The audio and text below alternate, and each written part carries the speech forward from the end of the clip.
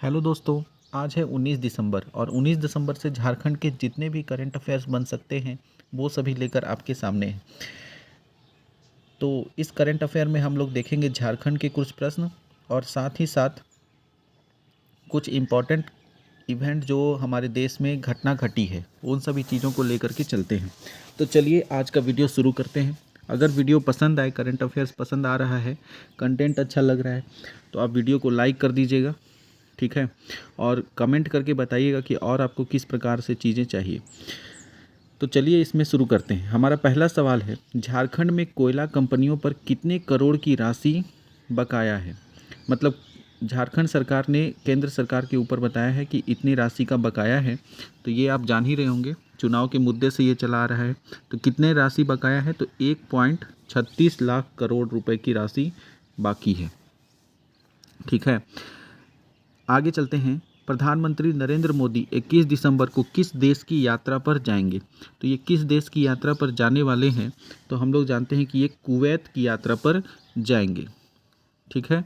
Kuwait का जो अब कुवैत की यात्रा पर जाने वाले हैं, तो कुवैत का जो कैपिटल है, राजधानी, वो कहाँ है, वो है कुवैत सिटी। कुवैत का कैपिटल कुवैत सिटी है।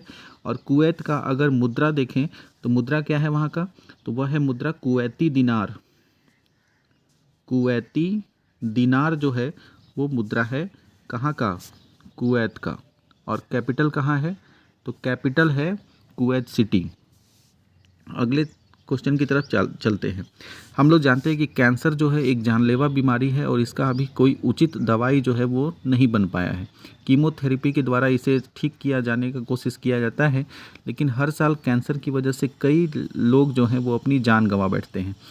तो किस देश ने कैंसर का वैक्सीन खोजने का दावा किया है। कैंसर का वैक्सीन खोजने का दावा किसने किया है, तो बोलेंगे रूस ने किया है। किसने किया है, रूस ने कैंसर के वैक्सीन खोजने का दावा किया है और कहा है कि 2025 तक इसे इंसानों के प्रयोग के लिए लागू कर दिया जाएगा। आगे चलते हैं। साहित्य अकादमी पुरस्कार हर साल दिया जाता है।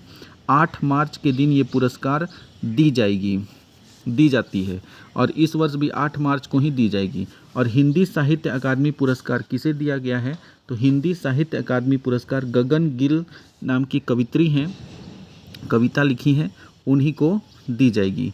इनकी कविता है मैं जब बाहर आई। मैं जब बाहर आई, इस कविता के लिए इनको साहित्य अकादमी पुरस्कार दिया जाएगा, ठीक है। मैं जब बाहर आई कविता के लिए। नेक्स्ट हम लोग चलते हैं आगे। संथाली साहित्य अकादमी पुरस्कार 2024 किसे देने की घोषणा की गई है। संथाली साहित्य अकादमी पुरस्कार जो है वो महेश्वर सोरेन को दिया जाएगा। किसे दिया जाएगा, महेश्वर सोरेन को संथाली साहित्य अकादमी पुरस्कार दिया जाएगा। तो संथाली का साहित्य अकादमी पुरस्कार दिया जाएगा महेश्वर सोरेन को। और अंग्रेजी की अगर बात करें कि अंग्रेजी में किसे दिया जाएगा, तो स्टरीन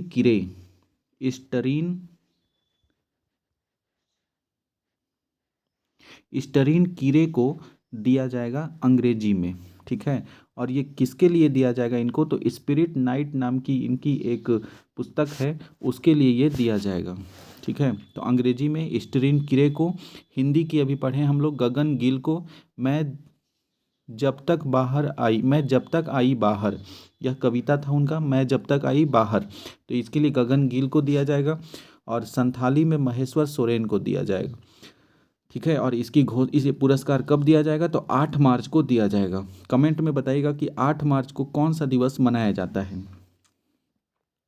आगे चलते हैं। एसबीआई के, स्टेट बैंक ऑफ इंडिया जो है, उसके नए प्रबंध निदेशक कौन बने हैं। स्टेट बैंक के नए प्रबंध निदेशक किसे बनाया गया है, तो बोलेंगे राम मोहन राव अमारा को स्टेट बैंक के नए एमडी यानी कि प्रबंध निदेशक, मैनेजिंग डायरेक्टर बनाने की घोषणा की गई है। किसको की गई है, तो बोलेंगे राम मोहन राव अमारा को, ठीक है। इन्हें अगला एमडी यानी प्रबंध निदेशक एसबीआई का बनाने की घोषणा की गई है। आगे चलते हैं। मिस इंडिया यूएसए का खिताब कौन जीता है, कौन जो है वो मिस इंडिया यूएसए का खिताब जीती हैं? तो यह भारतीय मूल की ही है और ये इनका नाम क्या है? तो इनका नाम है कैटलीन सैंड्रा। कैटलीन सैंड्रा, इन्हें मिला है क्या? मिस इंडिया यूएसए का खिताब। और इसका मिस इंडिया यूएसए का आयोजन कहाँ हुआ था? तो न्यू जर्सी सिटी में किया गया था, न्यू जर्सी। ठीक है, तो यहाँ पे किया गया था। आगे चलते हैं। छत्तीसगढ़ के प्रसिद्ध लोकगीत पंडवानी की प्रसिद्ध गायिका का नाम क्या है? अभी इनका तबीयत खराब था और अभी ये चर्चा में भी हैं। तो इनका जो नाम है पंडवानी, उनका क्या नाम है? तीजन बाई। पंडवानी लोकगीत जो है छत्तीसगढ़ का प्रसिद्ध लोकगीत है और उसके प्रसिद्ध गायिका का नाम है तीजन बाई। ठीक है, आगे चलते हैं। किस भारतीय क्रिकेटर ने क्रिकेट के सभी प्रारूप से संन्यास लेने की घोषणा की है? तो क्रिकेट के सभी प्रारूप से संन्यास लेने की घोषणा की है किसने? तो बोलेंगे रविचंद्र अश्विन ने किया है। किसने घोषणा किया है कि सभी क्रिकेट अब हम नहीं खेलेंगे? तो ये बात बोले हैं रविचंद्र अश्विन। अभी जो ऑस्ट्रेलिया के साथ तीसरा जो टेस्ट मैच अभी चल रहा था, जो कल समाप्त हुआ है, तो उसी के बाद इन्होंने घोषणा किया कि क्रिकेट के सभी प्रारूप से संन्यास लेते हैं। अब अगर रविचंद्र अश्विन जो है वो 500 विकेट लेने वाले सबसे तेज गेंदबाज हैं। ठीक है, और 5 जून 2010 में इन्होंने श्रीलंका के खिलाफ अपनी करियर का शुरुआत किया था। वनडे करियर जो है 2010 में श्रीलंका के खिलाफ, T20 जो है वो 2010 में जिम्बाब्वे के खिलाफ, और अगर टेस्ट की बात करें तो वेस्ट इंडीज़ के खिलाफ 2011 में इन्होंने शुरू किया था। कब किया था? 2011 में टेस्ट का, और वनडे का 2010 श्रीलंका के खिलाफ, और वेस्ट इंडीज़ के खिलाफ शुरुआत किए हैं टेस्ट क्रिकेट का। ठीक है, और अभी जो ऑस्ट्रेलिया के साथ 5 मैचों की टेस्ट सीरीज है उसमें तीसरे मैच के बाद इन्होंने संन्यास की घोषणा की है। किसने? रविचंद्र अश्विन ने। सबसे तेज 50 विकेट, 100 विकेट, 150, 200, 250 ऐसे करते हुए 500 विकेट तक इन्होंने सबसे तेज विकेट हासिल करने का इन्होंने रिकॉर्ड किया है अपने नाम। इसके अतिरिक्त ये 5 बार टेस्ट में शतक भी लगा चुके हैं। आगे चलते हैं। फीफा के वर्ष का सर्वश्रेष्ठ फुटबॉलर किसे दिया गया है? फीफा ने वर्ष का सर्वश्रेष्ठ फुटबॉलर का खिताब दिया है। पुरुष वर्ग में अगर बात करें तो विनीसियस जूनियर को मिला है। विनीसियस जूनियर किस फुटबॉल क्लब के तरफ से खेलते हैं? तो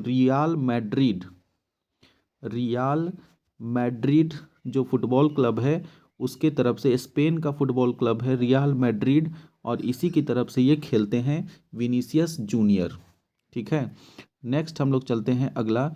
ये पुरुष वर्ग में विनीसियस जूनियर को मिला है, लेकिन अगर महिला वर्ग की बात करें तो महिला वर्ग में एटाना बोनमाटी को मिला है। किसको मिला है? एटाना बोनमाटी। ये बार्सिलोना फुटबॉल क्लब की तरफ से खेलती हैं। बार्सिलोना फुटबॉल क्लब जो है उसकी तरफ से ये खेलती हैं एटाना बोनमाटी, और इन्हें महिला वर्ग में सर्वश्रेष्ठ फुटबॉलर का पुरस्कार दिया गया है। नेक्स्ट अगर चलते हैं अगला कि समान नागरिक संहिता कानून लागू करने वाला देश का पहला राज्य कौन बना है? तो समान नागरिक संहिता लागू करने वाला देश का पहला राज्य बनने की घोषणा किया है, अभी लागू किया नहीं है। ये 2025 में जा कर के लागू करेगा, लेकिन इसकी घोषणा कर दिया है। तो ये कौन सा राज्य है? तो उत्तराखंड है। कौन सा राज्य है? उत्तराखंड। उत्तराखंड का कैपिटल देहरादून है, और उत्तराखंड जो राज्य है उसने 2025 में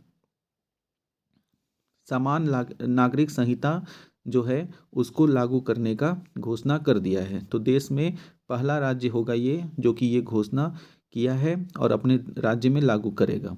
आगे है इसको गुफा झारखंड के किस जिले में स्थित है?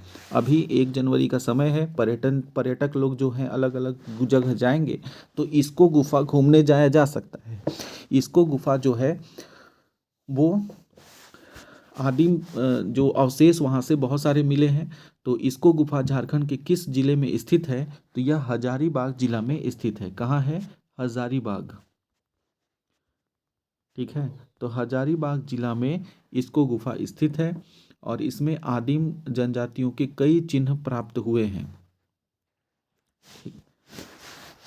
ठीक है, तो ये आज का जो 62 क्वेश्चन तक हम लोग पहुंच चुके हैं। ऐसा ही करते करते हम लोग 1000 से भी ऊपर क्वेश्चन रोज का करेंगे। डेली ये करंट अफेयर चलते रहेगा, आपके आने वाले एग्ज़ाम के लिए बहुत ही फायदेमंद होगा। चैनल के साथ ऐसे ही बने रहिए, रोज करंट अफेयर देने का कोशिश करते रहेंगे। ठीक है, तो आज का वीडियो यहीं तक रखते हैं। धन्यवाद।